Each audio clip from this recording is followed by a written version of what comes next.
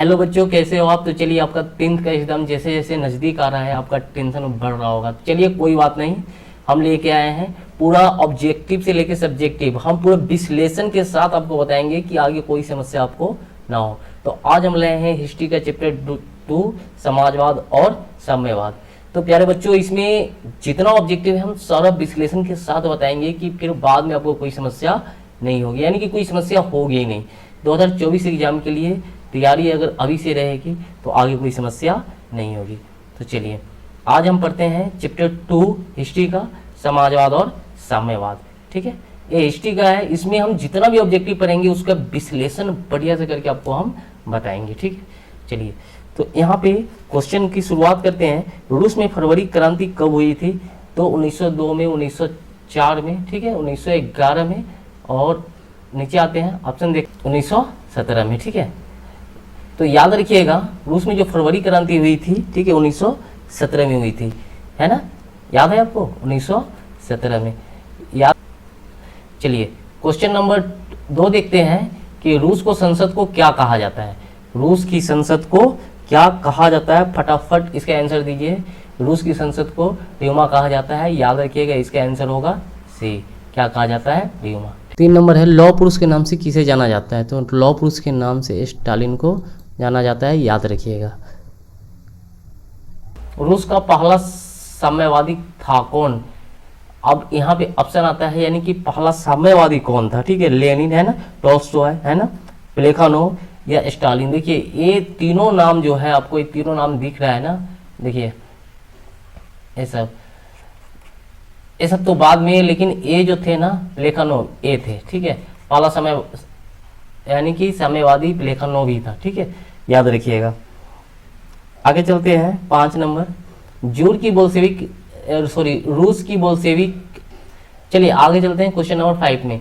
रूस की बोल्शेविक क्रांति के समय किसका शासन था? तो अभी आपको हम बताएं, इसका ऑप्शन ए ही सही हो जाएगा, जार निकोलस द्वितीय। किसका शासन था? जार निकोलस द्वितीय का शासन था। इसे बहुत बुरी मौत मारा गया था। ठीक है, चलिए कभी इसकी हम कहानी आपको लॉन्ग वीडियो में बताएंगे। जार निकोलस द्वितीय जो रूस का राजा था ना, उसे बहुत बुरे तरीके से मारा गया था। चलिए क्वेश्चन नंबर 6 देखते हैं, रूस को गणतंत्र कब घोषित किया गया? ठीक है, 6 नंबर क्वेश्चन है कि रूस को गणतंत्र कब घोषित किया? तो सितंबर 1917, अक्टूबर 1917, नवंबर 1917 या फिर दिसंबर 1917। तो इसका आंसर आपका ए हो जाएगा। क्या हो जाएगा? ए हो जाएगा, सितंबर 1917 को इसे गणतंत्र घोषित किया गया था। चलिए, रूस में नई आर्थिक नीति कब लागू हुई थी? रूस में नई आर्थिक नीति कब लागू हुई थी? तो 1921, 1922, 1923, 1924। याद रखिएगा लेनिन ने इसे लागू किया था। ठीक है, कब? ठीक है, नई आर्थिक नीति याद रखिएगा 1921 में लागू हुई थी, लेकिन लागू किया था किसने? तो लेनिन ने किया था। ये चीज़ का पूरा आप ध्यान रखिएगा। इससे क्या होगा कि आपकी तैयारी बहुत अच्छे ढंग से हो जाए। ये भी पूछ सकता है ना कि आर्थिक नीति किसने लागू की, है ना। इसमें बहुत सारे नियम बनाए गए। ठीक है, नई आर्थिक नीति में, यानी कि किसानों के लिए नियम बनाए गए। ठीक है, बड़े बड़े व्यापारियों के लिए नियम बनाए गए। जितने भी सरकारी जमीन थे ना, वो सारे दे दिए गए किसानों को, लो भाई खेती करो। ठीक है, छोटे मोटे कारोबार करने के लिए, यानी कि छोटे मोटे व्यापारी जो होते हैं ना, कल कारखाने बैठाने के लिए किसी तरह की कोई लाइसेंस लेना जरूरी नहीं था। ठीक है, तो रूस में नई आर्थिक नीति लागू करने वाले थे लेनिन। ये हुआ था बोल्शेविक क्रांति के बाद 1921 में। ठीक है, चलिए रूस जापान युद्ध कब हुआ था? 1901 से 2 में, 1902 से 3 में, 1903 से 4 में या 1904 से 5 में। और टॉप क्लास का क्वेश्चन है, याद रखिएगा, रूस और जापान का युद्ध यही है ना, खूनी रविवार, इसी में ना होता है। रूस और जापान का युद्ध होता है, जिसमें हारता कौन है? रूस की पराजय होती है। अब बताइए कि रूस इतना बड़ा देश है और ये छोटे से देश जापान से हार जाता है ना। कौन हार जाता है? रूस हार जाता है। और यही इसी के देश में होता है एक घटना जिसे हम खूनी रविवार के नाम से जानते हैं। ठीक है, तो आगे हम पढ़ेंगे इसके बारे में। ठीक है, चलिए अगला क्वेश्चन है, रूस में किस राजवंश का शासन था? ठीक है, तो याद रखिएगा रोमनोव। किसका था? रोमनोव राजवंश का शासन था। तो यहाँ पे 9 नंबर क्वेश्चन आपका तैयार हो गया। 10 नंबर, रूस में जार का अर्थ क्या होता है? रूस में जार का अर्थ, भैया तुम पीने का बर्तन मत समझ लेना यहाँ पे। ठीक है, मेरे यहाँ तो यही सब समझा जाता है। ठीक है, तो इसका मतलब होता है रूस का सम्राट। राजा, ठीक है। रूस में जार को राजा कहा जाता है, ठीक है। 11 नंबर क्वेश्चन देखते हैं, रूस में कृषक दास प्रथा का अंत कब हुआ?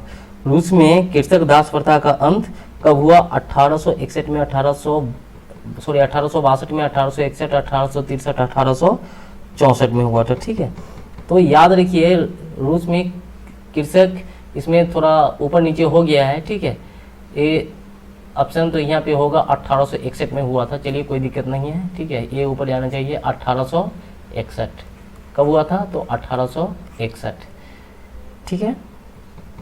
आगे चलते हैं, जान निकोलस ने ड्यूमा को भंग करने का आदेश कब जारी किया था? ठीक है, जान निकोलस ने ड्यूमा को भंग करने का आदेश कब जारी किया था? ठीक है, तो इसके आंसर होगा 11 मार्च 1917 को। कब जारी किया था? 11 मार्च 1917 को, ठीक। याद रखिएगा 11 मार्च 1917, ठीक है।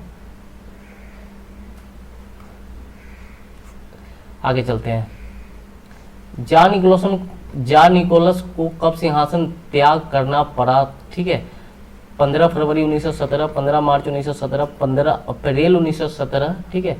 13 नंबर क्वेश्चन हम देखते हैं, ठीक है, और इनमें से कोई नहीं, ठीक है। तो याद रखिएगा 15 मार्च 1917, 15 मार्च 1900, बी नंबर ऑप्शन आपका सही हो जाएगा, एकदम करेक्ट, ठीक है। सॉरी, बी नंबर, ठीक है, ये आपका सही रहा कि ये 15 मार्च 1917 को जार को अपना सिंहासन त्याग करना पड़ा था, ठीक है। चलिए अगला क्वेश्चन देखते हैं, जार निकोलस द्वितीय ने है ना ड्यूमा नामक संसद की स्थापना कब की? तो 1902, 1903, 1904, 1905, ठीक है। तो कब की थी? 1902, 3, 4, 5, तो इसका ऑप्शन हो जाएगा 1905 में, 1905 में।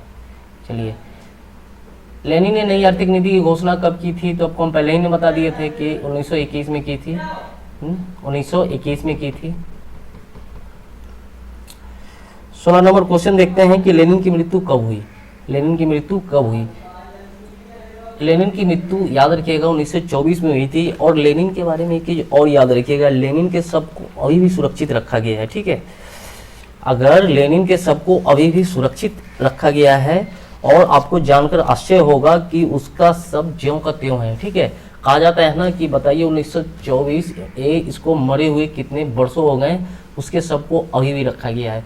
आप चलिए इसके ऊपर अगर वीडियो देखना चाहते हैं तो कमेंट बॉक्स में जरूर डालें, हम इसके ऊपर एक लॉन्ग वीडियो बना के आपको बताएंगे, और बताएंगे कैसे लेनिन के शव को कहाँ पे रखा गया है और किस तरीके से उसका देखभाल किया जाता है, ठीक है। चलिए 17 नंबर क्वेश्चन देखते हैं, लेनिन द्वारा है ना, यहाँ पे थोड़ा मिसिंग हो गया है, एक कमिंटन है की स्थापना कब की गई थी? 1915 में, 1916 में, 1919 में, ठीक है। तो इसका ऑप्शन होगा 1919 में, ठीक है, ठीक है ना। यहाँ पे हो जाएगा आपका है, ठीक है। कमिंटन की स्थापना कब की गई थी? ठीक है, तो 1919 में की गई थी, ठीक है। आगे चलते हैं, लेनिन का उत्तराधिकारी कौन बना? ठीक है, स्टालिन बना था। लेनिन का दोस्त कौन था? स्टालिन। याद है, इसी ने हिटलर को पानी पिलाया था, ठीक है। इसी ने हिटलर को क्या, लेनिन का जो उत्तराधिकारी का मतलब समझ रहे हैं ना, कि लेनिन की जब मौत हुई थी तो भैया रूस की गद्दी पे कौन बैठा था, रूस देश को कौन चलाया था? तो स्टालिन, जिसे लौह पुरुष के नाम से जाना जाता है। स्टालिन को कौन से पुरुष के नाम से जाना जाता है? आपका क्वेश्चन आ सकता है, तो इसे लौह पुरुष के नाम से जाना जाता है, ठीक है। चेका क्या था? देखिए, चेका एक पुलिस दस्ता था, ठीक है। ये जिस समय बुल्शेविक क्रांति हुई थी ना, उस समय एक पुलिस जो दस्ता था उसको तैयार किया गया था, ठीक है। ये पकड़ पकड़ के मारता था, ठीक है। और जो भ्रष्ट जो लोग थे ना, उसको पकड़ पकड़ के खूब पीटता था, ठीक है। तो ये उस समय बहुत फेमस हुआ था चेका। याद रखिएगा, चेका का गठन किसने किया था? ठीक है, चेका का गठन किसने किया था? तो इसका चेका का गठन मार्क्स ने, यानी कि कार्ल मार्क्स ने किया था, लेनिन ने किया था, स्टालिन ने किया था। तो चलिए इस तीन में से एक आंसर आपका होगा, तो लेनिन ने किया था। किसने किया था? लेनिन, ठीक है। किसने किया था? लेनिन। एक कहता था कि पकड़ के मारो, जो भी जान निकोलस का जो खानदान परिवार मिले ना, उसको पकड़ पकड़ के खूब पीटो, ठीक है। 21 नंबर क्वेश्चन देखते हैं, बोल्शेविक क्रांति कब हुई? बोल्शेविक क्रांति कब हुई? 21 नंबर क्वेश्चन है, तो याद रखिएगा नवंबर 1917। कब हुई थी? नवंबर 1917। बोल्शेविक क्रांति का नेतृत्व किसने किया था भैया? बोल्शेविक क्रांति का नेतृत्व किसने किया था? तो लेनिन ने किया था। अब भैया कहिएगा स्टालिन क्यों नहीं किया था? तो उस समय मुख्य रूप से लेनिन था, ठीक है, स्टालिन उसके साथ में था, ठीक है, ठीक है। अगला है ना, बेस्ट है ना, लिटोवस्क की संधि किस देश के बीच हुई थी? ठीक है, तो इसका जो आंसर हो जाएगा, इसमें ऑप्शन है रूस और इटली, रूस और फ्रांस, रूस और इंग्लैंड, रूस और जर्मनी, ठीक है। तो इसका आपका आंसर हो जाएगा डी, रूस और जर्मनी। क्या हो जाएगा? रूस और जर्मनी। आगे चलते हैं, निम्नलिखित में से किसे साम्यवाद के संस्थापक के रूप में माना जाता है? लेनिन, स्टालिन, है ना, जियोडोंग या कार्ल मार्क्स, ठीक है, कार्ल मार्क्स। तो यहाँ पे 24 नंबर का जो आपका आंसर होगा, ठीक है, कार्ल मार्क्स, ठीक है। किसे माना जाता है ना, कार्ल मार्क्स। साम्यवादी घोषणा पत्र के लेखक कौन थे? ठीक है, तो कार्ल मार्क्स और फ्रेडरिक एंजेल्स, ठीक है, ये थे साम्यवादी घोषणा पत्र के लेखक, यही थे, ठीक है, याद रखिएगा। अगला 26 नंबर क्वेश्चन हम देखते हैं,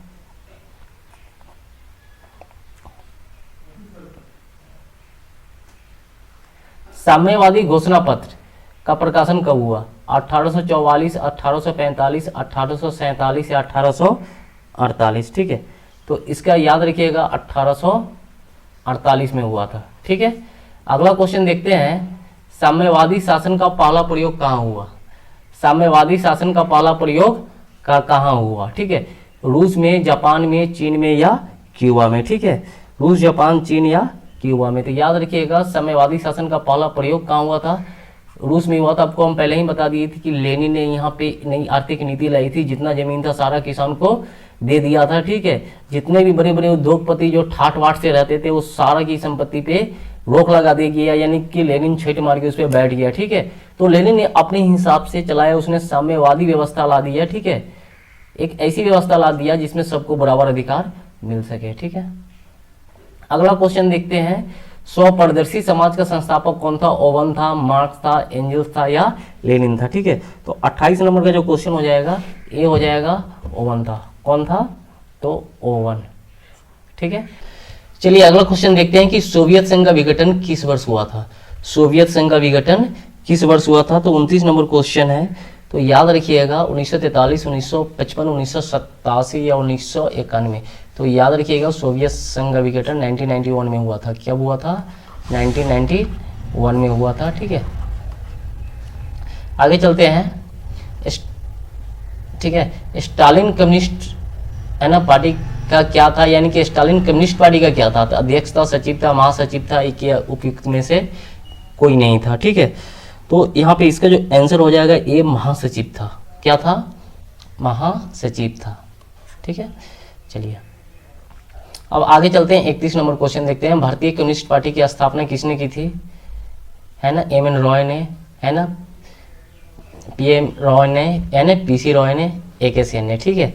तो 31 का जो आपका आंसर हो जाएगा, ठीक है, ये हो जाएगा एम.एन. रॉय ने की थी। किसने की थी? एम.एन. रॉय ने। आगे चलते हैं, दुनिया के मजदूर एक हो जाओ, यह नारा किसने दिया? ये 32 नंबर क्वेश्चन है कि दुनिया के मजदूर एक हो जाओ, तो कार्ल मार्क्स ने कहा था। इन्होंने कहा था कि मजदूरों तुम्हारे पास खोने के लिए वीडियो के अलावा कुछ भी नहीं है। इन्होंने दास कैपिटल, क्वेश्चन आपको पूछ सकता है ना कि कार्ल मार्क्स के द्वारा कौन सी पुस्तक लिखी गई थी? तो दास कैपिटल, ठीक है। अंतर्राष्ट्रीय मजदूर दिवस कब मनाया जाता है? तो अंतर्राष्ट्रीय मजदूर दिवस 1 मई को मनाया जाता है, ठीक है। किसे समाजवादियों का बाइबल कहा जाता है ना? किसे समाज? तो अप्रैल को, सोशल कॉन्ट्रैक्ट को, या दास कैपिटल को, या फिर कम्युनिस्ट है ना मैनिफेस्टो को। तो याद रखिएगा दास कैपिटल को कहा जाता है समाजवादियों का बाइबल, ठीक है। किसको कहा जाता है? Das Kapital. अभी आपको हम बताए थे किसने लिखे हैं? तो कार्ल मार्क्स। ये दास कैपिटल को लिखने वाले व्यक्ति कौन थे? तो कार्ल मार्क्स लिखे थे, ठीक है। इसे समाजवादियों का बाइबल कहा जाता है, ठीक है। प्रथम इंटरनेशनल की स्थापना कब और कहाँ हुई थी? ठीक है, क्वेश्चन नंबर 35, तो 1864 लंदन में, 1865 रूस में, 1866 फ्रांस में या 1867 जर्मनी में। ठीक है, तो याद रखिएगा 1864 लंदन में कहाँ हुआ था? तो 1864 लंदन में प्रथम इंटरनेशनल की स्थापना की गई थी। ठीक है, और 36 नंबर क्वेश्चन देखते हैं कि द्वितीय इंटरनेशनल की स्थापना हुई थी। द्वितीय इंटरनेशनल की स्थापना हुई थी तो 1830 फ्रांस में। ठीक है, 1864 लंदन में, 1848 पोलैंड में या 1889 पेरिस में। ठीक है, तो इसका आंसर हो जाएगा 1889 पेरिस में। ठीक है, 1889। ठीक है, आगे देखते हैं तीसरा इंटरनेशनल की स्थापना कब हुई? 1919 मॉस्को में, 1908 पेरिस में, 1907 लंदन में, 1905 पोलैंड में। ठीक है, तो इसका आंसर जो आपका होगा 1919 मॉस्को में हो जाएगा। कहाँ हो जाएगा? मॉस्को में।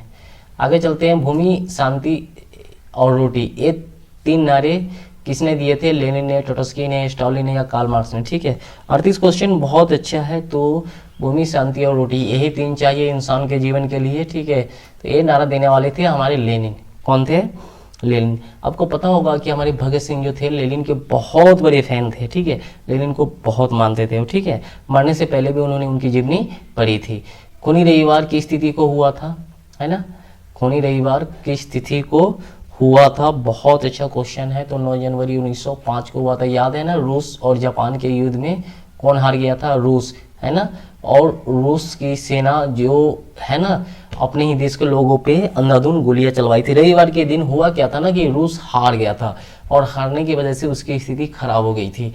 और तो रूस के जो लोग हैं ना कैंडल लेके रविवार के दिन और सेंट पीटर्सबर्ग की ओर बढ़ रहे थे। अब जार निकोलस को जैसे ही पता चला उसने सेनाओं को आदेश दिया कि जाओ और सबको भून डालो, और उसने सैकड़ों बेकसूर किसान को मार दिया, यानी कि उनके ऊपर गोलियां चला दी। ठीक है, तो उसी को खूनी रविवार के नाम से जाना जाता है।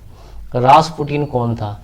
याद रखिएगा, रूस को बर्बाद करने में अगर किसी व्यक्ति का हाथ है तो उसका नाम है रासपुटिन। ठीक है, एक भ्रष्ट पादरी था। ठीक है, बाबा था। रासपुटिन कहा जाता है कि एक ऐसा इंसान था, ठीक है, न तो जहर से मारा न गोली से मारा, इसे ठंडा पानी में डुबा के मारा गया था। ठीक है, रूस अगर ये रासपुटिन नहीं रहता तो शायद जार निकोलस द्वितीय को, यानी कि वो राजगद्दी नहीं छोड़ना पड़ता। यानी कि एक कहानी, इसका आप इसके मेरे जाइएगा लॉन्ग वीडियो में, हमने इसके ऊपर एक बहुत बढ़िया वीडियो बनाया है रासपुटिन के ऊपर। ठीक है, कि कैसे ये भ्रष्ट पादरी, ठीक है, रूस में जाता है राजा को और उसके परिवार को अपने बस में कर लेता है। ठीक है, और आप फिल्म देखते हैं, फिल्म के ऊपर जो डिस्क्लेमर होता है ना कि ये फिल्म में क्या क्या है नहीं है, तो याद रखना इसकी भी शुरुआत इसी के समय से की गई थी। ठीक है, इसके ऊपर एक फिल्म बनी थी रासपुटिन के ऊपर।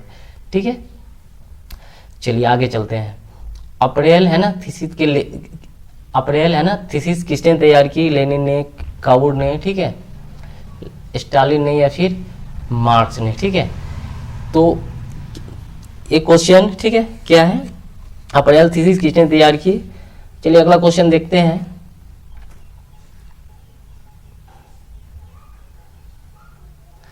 चलिए 41 नंबर क्वेश्चन देखते हैं। अप्रैल थीसिस किसने तैयार की? ठीक है, लेनिन ने, कावुर ने, ठीक है, लेनिन ने, कावुर ने, तो नीचे आते हैं, ठीक है, स्टालिन या मार्क्स ने। लेकिन इसका जो ऑप्शन होगा, ठीक है, लेनिन होगा। कौन होगा? लेनिन। ऑप्शन ए आपका सही हो जाएगा। याद रखिएगा, लेनिन ने, याद रखिएगा। ठीक है, अगला क्वेश्चन देख लेते हैं। 42, 1919 में तृतीय इंटरनेशनल अथवा, है ना, कमिटन की स्थापना कहाँ की गई थी?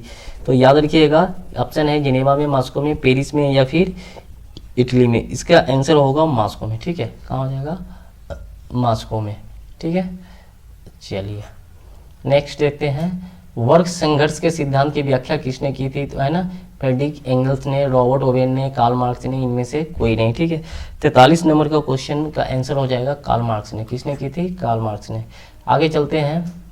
नई आर्थिक नीति के जन्मदाता था कार्ल मार्क्स, स्टालिन, लेनिन या ट्रोट्स्की? याद रखिएगा कौन थे? तो लेनिन थे। ये तो आपको याद ही होगा, आपको हम पहले ही बता दिया। फ्रांसीसी समाजवाद के विकास के जन्मदाता किसे कहा जाता है? ठीक है, तो लेनिन को, मार्क्स को, काबुर को, है ना, ठीक है, काबुर को, यहाँ पे थोड़ा मिसिंग हो गया है, काबुर को, ठीक है, और यहाँ सेंट साइमन। तो याद रखिएगा इसका ऑप्शन होगा सेंट साइमन, ठीक है। कहते हैं कि इंग्लैंड में समाजवाद का जनक किसे माना जाता है, इंग्लैंड में समाजवाद का जनक किसे माना जाता है, तो रॉबर्ट ओवेन को, सेंट साइमन को, है ना, कार्ल मार्क्स को, ठीक है। और एक और ऑप्शन है, लेकिन यहाँ पे ऑप्शन मेरा ए ही सही हो जाएगा, रॉबर्ट ओवेन को माना जाता है। किसको माना जाता है, तो रॉबर्ट ओवेन को, ठीक है। चलिए आगे चलते हैं। 1917 की पहली रूस की क्रांति को किस नाम से जाना जाता है, फरवरी की क्रांति, मार्च की क्रांति, अक्टूबर की क्रांति, या फिर नवंबर की क्रांति। ये बहुत जटिल क्वेश्चन है आपके लिए, ठीक है। इसे पहले फरवरी की क्रांति के नाम से जाना जाता है, ठीक है। उसके बाद कोई आता है 1917 की पहली रूस की क्रांति, पहली फरवरी की क्रांति के नाम से, इसे अक्टूबर क्रांति भी यानी कि और नवंबर क्रांति भी कहा जाता है, ठीक है। लेकिन इसे पहली रूस की क्रांति किस नाम से, तो फरवरी क्रांति, ठीक है। दास कैपिटल का प्रकाशन कब हुआ था, दास कैपिटल का प्रकाशन कब हुआ था, तो याद रखिएगा 1867 में इसकी पहली प्रति छपी थी। 24 अक्टूबर 1917 की क्रांति काल में रूस का प्रधानमंत्री कौन था, है ना, केरेंस्की था, स्टालिन था, लेनिन था, इनमें से कोई नहीं था, ठीक है। तो याद रखिएगा, है ना, केरेंस्की था। कौन था, केरेंस्की। 49 का 50 का दास कैपिटल किसकी रचना है, तो दास कैपिटल कार्ल मार्क्स की रचना है। किसकी रचना है, कार्ल मार्क्स की। तो चलिए इतना तैयार कर लीजिएगा, ठीक है। आगे हम फिर इसके लिए अब जितना सब्जेक्टिव क्वेश्चन है, ठीक है, ये सारा का वीडियो भी हम बना के ऑलरेडी लॉन्ग टाइम वीडियो इस पर डाल चुके हैं, आप देख सकते हैं, ठीक है। और आगे भी आपका हर एक विषय की तैयारी हम अच्छे ढंग से करा देंगे एग्जाम 2024 के लिए। तो ये वीडियो को अच्छे ढंग से आप तैयार कर लीजिए।